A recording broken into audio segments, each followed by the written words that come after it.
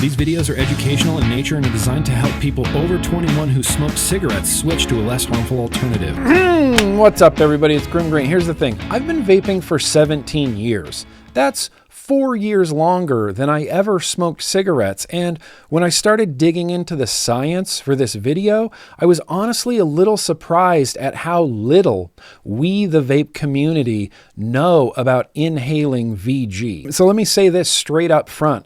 After doing the research for this video, I will be adjusting the way that I vape because nicotine vaping is about harm reduction. And as we're all about to learn together, some vaping is less harmful than other vaping. Part 1, what even is VG? So VG, vegetable glycerin, along with PG, propylene glycol, which I've already done a video for, are the two main ingredients in all vape liquids. VG is plant-based, it's thick, it's a little bit sweet, and it's what gives those cloud chasing setups such big, rich, dense clouds. And a lot like PG, it's in so many different products that you've most likely already consumed or handled it or used it in your lifetime. It's in a myriad of things from frosting to ice cream and baked goods. It's in shampoo and toothpaste and meds. And yeah, I mean, FDA says it's completely safe to eat, but inhaling it, honestly, a whole different story. I now kind of understand when people say we don't have enough science about vaping. This is most likely what they're talking about. We have copious amounts of studies and science showing that vaping overall is tobacco harm reduction for people who smoke cigarettes. We have copious amounts of science about PG, propylene glycol. We have copious amounts of science about nicotine, but the science around vegetable glycerin and inhaling it, no, that science is scarce, and finding high-quality, published, peer-reviewed science is even more difficult. Inhaling VG vapor is a relatively new phenomena, kind of coinciding with the release of RDAs and cloud chasing. Before us, people didn't really inhale vegetable glycerin. People didn't feel the need to study it because people weren't doing it. So today we're taking a look at 3 published, peer-reviewed studies that ask the very simple question, what happens when you inhale VG vapor without nicotine,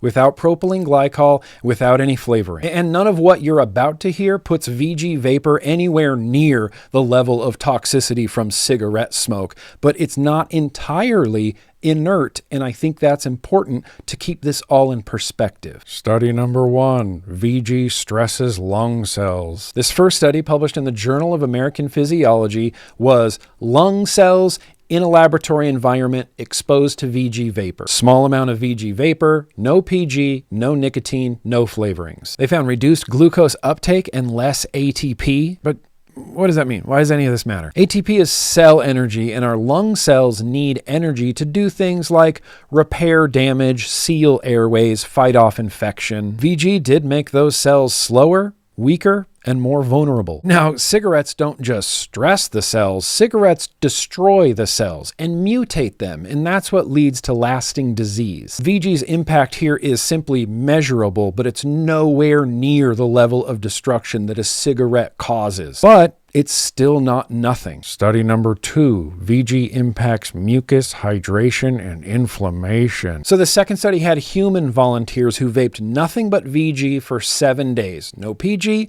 no nicotine, no flavors. Sheep were exposed to VG vapor because sheep and humans have a very similar airway structure in our lungs, and more lab-cultured lung cells exposed to vapor. Across all 3 of them, they found the same thing. VG vapor reduced CFTR function. Okay, stay with me here. CFTR is a protein that controls hydration in our airways. So all those years ago, when Rip Trippers was talking about dry knuckles, he wasn't wrong. CFTR is what keeps all of our mucus thin and running freely. Less CFTR on our cells means heavier, thicker mucus, harder time clearing your throat, possible prone to infection. They also found elevated MMP9, which is a tissue-damaging enzyme, just from VG vapor, no nicotine, no flavorings. Part 4, let's put that CFTR impact in context. Yes, the answer is yes. Smoking also damages CFTR,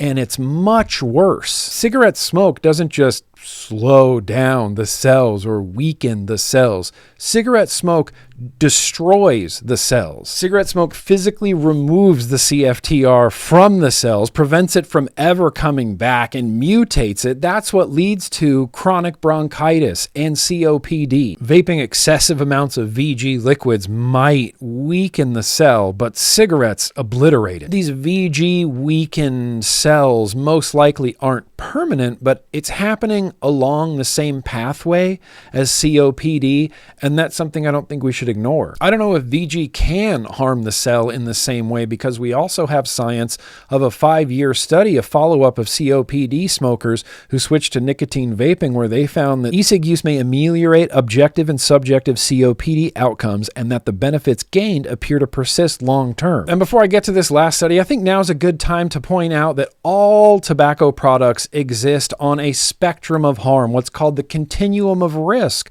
with lethal combustible cigarettes being the most dangerous on one end, and on the other end, less harmful nicotine products, things like heat not burn, vaping, and snus. All vaping is substantially less harmful than smoking a cigarette. What we're getting into today is the nitty-gritty. I've been vaping PG and VG vapor long enough that I'd like to know how they're affecting my body 16 years removed from cigarettes. So we're not discussing the difference between the known harms from cigarette smoking and then the little VG stuff we're reading about right now. Nicotine vaping is estimated to be 95-98% less harmful than smoking combustible tobacco cigarettes. This data backs that up, and the harms from this data are all happening in that little 5 to 3% harm area. Study number 3, VG worsens a lung injury when you're already sick. Here's the thing. Yes, this is a published, peer-reviewed study, but it is a mouse study. Mouse studies are far from empirical, and mouse studies rarely translate to human physiology. These poor mice had an acute lung injury, like if you or I were sick with a chest cold or a head cold or something like that. So they exposed these poor, sick little mice to VG vapor, and guess what? All their symptoms got worse. Inflammation ramped up, the lungs showed signs of scarring and fibrosis. I think inhaling most anything when I have a chest cold or a head cold is a terrible idea, and this science shows that it's an extra terrible idea if you're a mouse. Vape break.